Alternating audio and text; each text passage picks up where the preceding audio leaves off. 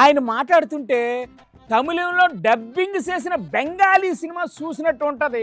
ఒక్క ముక్క కూడా అర్థం కాదని అంటున్నారు జడ శ్రవణ్ కుమార్ గారు. మ్యాటర్ ఏంటో ఆయన కనుక్కుందాం.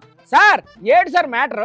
గౌరవ ఉప ముఖ్యమంత్రి గారు మాట్లాడినటువంటి ఒక్క మాటలో అయినా స్పష్టత ఉందా? లేదా ఉప ముఖ్యమంత్రి మాట్లాడేది ఏమైనా అర్థమైందా? మీకు అర్థం కాలేదా? నాకైతే ఒక్క ముక్క అర్థం కాల. సార్ మీకే అర్థం కాకపోతే ఇంకెవరికి అర్థం అవుతుందండి.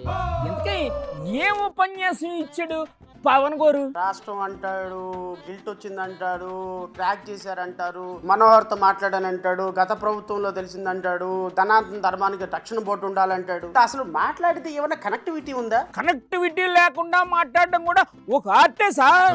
అది అందరికి అర్థం కాదు. ఎమ్మెల్యేల సినిమాలోనే ఎక్కడో ఆలీ మాట్లాడతాడు. ఏం మాట్లాడుతుంటాడు? ఆ మాట్లాడే భాష ఏందో అర్థం కాదు. మరి బ్రహ్మానందం ఏం చెప్తాడు దానికి? ఆ బ్రహ్మానందం ఏమో నెత్తికేసి కొట్టుకుంటా ఉంటాడు, నువ్వు మాట్లాడేది హిందీయా తెలుగా.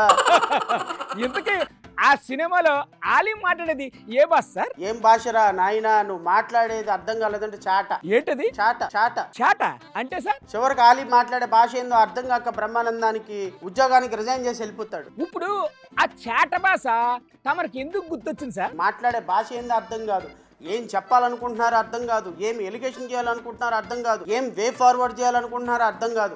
ఆలీ మాట్లాడినట్టు చాట, చివరికి వచ్చేటప్పటికి కలిసి ఆడువారి మాటలకు అర్థాలే వేరులే అన్నట్టు పవరాన్నయ్య మాటలకు కూడా అర్థం పరమార్థం ఏరే ఉంటది. అది మీకు అర్థం కానంత మాత్రాన శాట పీట అని పేర్లు పెట్టేస్తారు ఏంటి?